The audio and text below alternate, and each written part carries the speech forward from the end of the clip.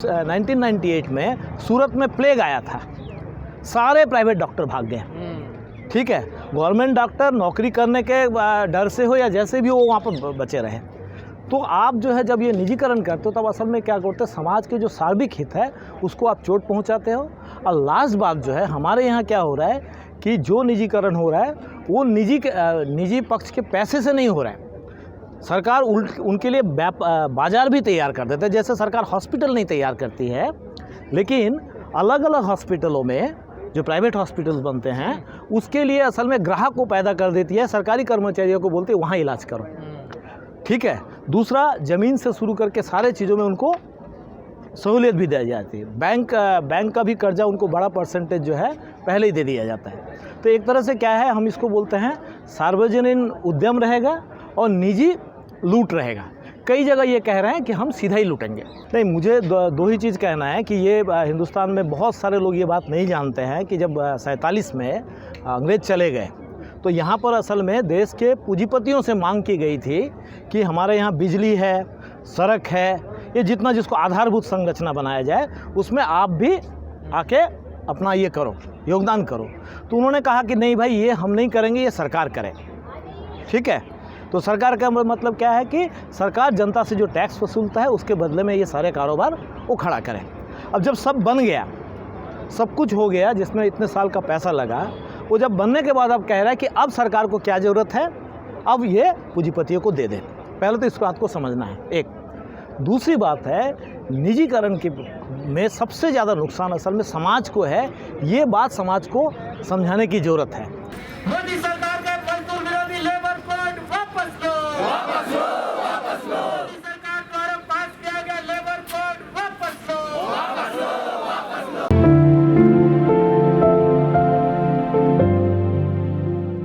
2008 में जो एक तरह से पूरे दुनिया में जो आर्थिक मंदी आई थी तो उसका असर हिंदुस्तान में भी था, लेकिन हिंदुस्तान में कई कारणों से वो असर उतना ज़्यादा नहीं पड़ा। मतलब आप कह सकते हैं कि जितना उधर असर हुआ था उसको थोड़ा सा संभाल पाया था सरकार।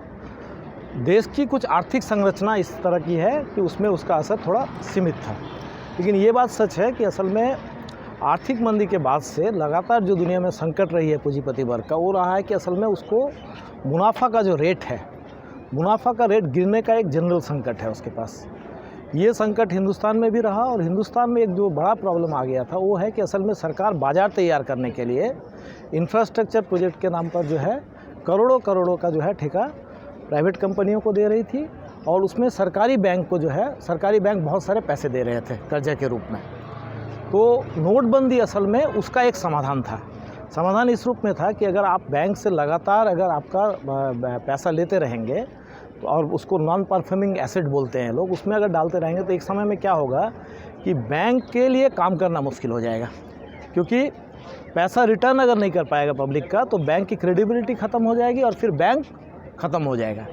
सरकार के पास इसका एक ही इनको तरीका सूझा, ये है कि आप जो है सारे नोट को वापस ले आओ। इसीलिए नोटबंदी के जितनी तर्क सामने दिए गए थे वो एक्चुअली मकसद था नहीं। सच्चाई ये थी। हाँ, सच्चाई ये था कि असल में को कम करने की नहीं, एनपीए तो हो गया, लेकिन असल में बैंक में पैसा नहीं है। ठीक है, वो दे दिया है उनके जो भी औद्योगिक मित्र हैं, और ख़ासकर ये गवर्नमेंट आने के बाद उसमें थोड़ा रफ्तार और बढ़ गया था। तो जाली नोट का जो ये है वो रिजर्व बैंक का अध्ययन है। उस समय वो कह रहे थे जाली नोट का जो ये था वो 0.035%, यानी वो आरबीआई के आकलन है। मतलब मैं ये कहना चाहता हूँ कि अभी वो एग्जैक्ट संख्या पता नहीं, लेकिन वो 1% भी नहीं था। ठीक है। सेकेंड मामला है कि आतंकवाद के साथ संबंध पैसे का नहीं होता है सिर्फ। आतंकवाद का बुनियादी संबंध जो होता है कि असल में एक तो आप आतंकवाद किसको कहते हो। जैसे मान लीजिए आपने यहाँ पर कानून लगा दिया कि कोई भी सड़क पर आके विरोध नहीं करेगा। ठीक है, तो ये क्या हुआ, हमारे हिसाब से ये सरकारी आतंक हुआ। अब इसको लेके कोई नारा लगाने आया, आपने गोली मार दिया। ठीक है, तो कल क्या होगा कि जब आप गोली मारते हो तब क्या होता है, इसकी प्रतिक्रिया होगी। ठीक है ना। तो अब क्या होगा कि क्योंकि असल में आप तय करते हो परिभाषा क्या है, तो आप जो कर रहे हैं वो क्या कानून हो गया और लोगों ने जो किया वो आतंकवाद हो गया। तो पहला बात ये है कि आतंकवाद का मतलब ये समझना है हमको कि किसी को मरने और मारने में बहुत सुख होता है, ये बात सही नहीं है, खासकर जब मरने की भी संभावना हो। मतलब इंसान ऐसा है ना कि वो जाके किसी को मार सकता है, लेकिन खुद भी मरने की बहुत संभावना रहेगा, फिर भी मारते रहेगा, तो इसका मतलब कहीं कारण गहराई में है। तो आतंकवाद एक राजनीतिक समस्या है। उस राजनीतिक समस्या को जब एक सामरिक व मिलिट्री तरीक़ा से आप हल करने की कोशिश करते हैं तो पहले तो वो कभी भी समाधान नहीं होगा। ये पूरा इतिहास गवाह है। इसलिए आतंकवाद के साथ उसका कोई संबंध वैसे भी नहीं था। जैसे आप कश्मीर को भी ले लीजिए, उसके बाद से क्या वहाँ पर जिसको ये लोग आतंकवादी गतिविधि बोलते हैं, क्या वो आतंकवादी गतिविधि कम हुआ? नहीं हुआ। ये गलत बात है, ये बेवकूफ़ी भरा बात है। कहते हैं कि पत्थर फेंकने से नोट मिलता था, यही था ना। लेकिन पत्थर फेंकने के बदले में जब आपको गोली का शिकार होना पड़ेगा तो कौन बेवकूफ़ जाके 500 रुपया 1000 रुपया के लिए आपका पत्थर फेंकेगा? तो ये तो इसका कोई मतलब ही नहीं था। ये इनका राजनीतिक सेकने का था। तीसरा जो ये लोग बोल रहे थे, और उसमें कुछ हद तक दम है, उनका ये एक मकसद था कि असल में आज के समय जो है दुनिया, वो असल फाइनेंस कैपिटल का समय है। यानी उद्योगपति राज नहीं करता है, बैंक की जो पूंजी है वो पूरे दुनिया को राज करता है। तो कि जितने चीज़ें बैंक के ट्रांजैक्शंस के जैसे होगा तब क्या होगा कि उनके लिए फ़ायदा है। ठीक है, तो वो चाहते थे कि एक फॉर्मल इकोनॉमी ज़्यादा सेफ तो क्या जो सरकार का मकसद था नोटबंदी करने का, क्या उसमें वो सफल हुई? नहीं, वो भी नहीं हुआ। हैरानी की बात, हैरानी मैं नहीं बोलूँगा, मतलब वो बात ये है इसलिए नहीं हो पाया क्योंकि आपकी देश की जो अर्थनीति है, जैसे हमारे यहाँ एक बड़ा सेक्शंस क्या है, छोटे उत्पादक हैं, स्मॉल प्रोड्यूसर्स हैं। ठीक है, क्योंकि ये अमेरिका जैसे कंट्री नहीं है, यूरोप जैसा कंट्री नहीं है। वहाँ एक अलग तरह से पूंजीवाद का विकास हुआ, यहाँ अलग तरह के सिचुएशंस हैं। तो ये जो छोटे उत्पादक की बहुलता है, इसके कारण से वो पॉलिसी भी सफल नहीं हुई। एक्चुअल नोटबंदी के बाद से एक्चुअली कैश ट्रांजैक्शंस बढ़ गया था, घटा नहीं, उसमें भी वो सफल नहीं हुई। लेकिन आप ये बोल सकते हैं उसका एक मकसद था। सेकेंड जो मामला है कि इससे एक फ़ायदा जो गवर्नमेंट को मिलता है कि अपने यहाँ क्या है कि हमारा, अगर आप टैक्स सिस्टम को देखेंगे, सारे चीज़ों में देखोगे कि हम लोग टैक्स चोरी के मामले में हमारे देश के उद्योगपति बहुत ऊपर है। ठीक है, टैक्स तो इनफैक्ट क्या होता है, गवर्नमेंट के जो कर्मचारी वही देते हैं, अदरवाइज़ टैक्स असल में आप देखोगे बहुत कम है। और जो डायरेक्ट टैक्स बोलते हैं, जो प्रॉपर्टी के ऊपर टैक्स आता है, प्रॉपर्टी के ऊपर टैक्स असल में बहुत कम है। जितने टैक्स लेते हैं वो इनडायरेक्ट टैक्स लेते हैं।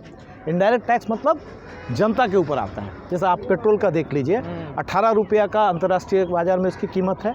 उसको जब आप शोधन करते हैं 1 रुपया 1.5 रुपया लगता है, या 2 से 3 रुपया आपको जो है डीलर्स को देना पड़ता है। वो पड़ता है आपका 21-22 रुपया। आप कितना में खरीदते हैं? 80 रुपया में खरीदते हैं। लेकिन नोटबंदी क्या किया कि एक बेसिक जो काम किया कि असल में कैश में ट्रांजैक्शंस जो है छोटे कारोबार में होता है, इसको समझना है। ठीक है, और अपने यहाँ रोज़गार में ज़्यादातर लोग छोटे कारोबार में लगे हुए हैं। तो आपने जैसे ही ये नोटबंदी किया तो पहला तो असर हुआ कि जिनके पास कम पूंजी होती है, जब उनके पास 10 दिन 15 दिन 20 दिन या 1 महीना अगर उनका काम नहीं चलेगा तो उनके लिए वापस जो है पूंजी इकट्ठा करके काम चलाना मुश्किल होता है। इसलिए उसका एक लॉन्ग टर्म इम्पैक्ट क्या है कि असल में छोटे कारोबार जो है असल में वो ख़त्म हुआ व कम हुआ। ठीक है, एक इस रूप में क्या हुआ, ये देश के इकोनॉमी को बर्बाद किया। दूसरा इसका संबंध क्या है कि जो लोग नहीं समझ पाते हैं कि असल में छोटे कारोबार बंद होने का एक मतलब ये हुआ कि छोटे कारोबार के ऊपर जो लोग निर्भर हैं, वो जो सामान की मांग करते हैं, ठीक है, उसकी उत्पादन भी कम हो जाएगा। यानी गरीबों के पास पैसा देना असल में सिर्फ गरीबों के लिए ज़रूरी नहीं है, मध्यम वर्ग के लिए भी ज़रूरी है। क्यों? क्योंकि उससे क्या होगा कि जो मांग पैदा होगी उस मांग से कई तरह के आपके रोजगार सृजन होंगे। तो इसलिए क्या है कि नोटबंदी ने एक बड़ा कदम लिया था कि छोटे उद्योगों को थोड़ा तबाह करने के एक दिशा में एक कदम था। अगर जनता के नज़र से देखो तो असल में ये तो पूरी तरह बेकार है, क्योंकि लेकिन अगर शासक के नज़र से देखो, क्योंकि वो तो जनता के लिए किया नहीं था, वो जिस मकसद से किया था उस मकसद में वो थोड़ा कामयाब जरूर हुआ। रेलवे जब अंग्रेज़ों ने बनाया था उसका मकसद था कि यहाँ से सामान ले जाना, वहाँ से सामान ले आना, और दूसरा है कि सेना का संचालन करना। 1857 से उन्होंने समझा था कि अगर हम ज़्यादा से मात्रा में वो नहीं ले आते हैं, क्या कहते हैं, सेना अगर जल्दी नहीं पहुंचा पाएंगे तो हम लड़ाई हार जाएंगे। अब वैसे रणनीतिक क्षेत्र को भी निजी कंपनियों के हाथ में देने का मतलब हुआ कि असल में आपने देश के इकोनॉमिक जो सॉवरेनिटी है उसको ही ख़त्म करना, और इसका खामियाजा समाज को भुगतना पड़ेगा, जो ऑलरेडी शुरू हो चुका है कि प्लेटफॉर्म का टिकट कई जगह 50 रुपया कर दिया है। जो लाभकारी रूट नहीं रहेगा, जैसे हम लोग 5-6 रुपया में कई जगह सफ़र करते हैं लोकल ट्रेन में, वो सबको धीरे धीरे घाटा हो रहा है चिल्ला के, हाँ, उसको बंद करवाया जाएगा।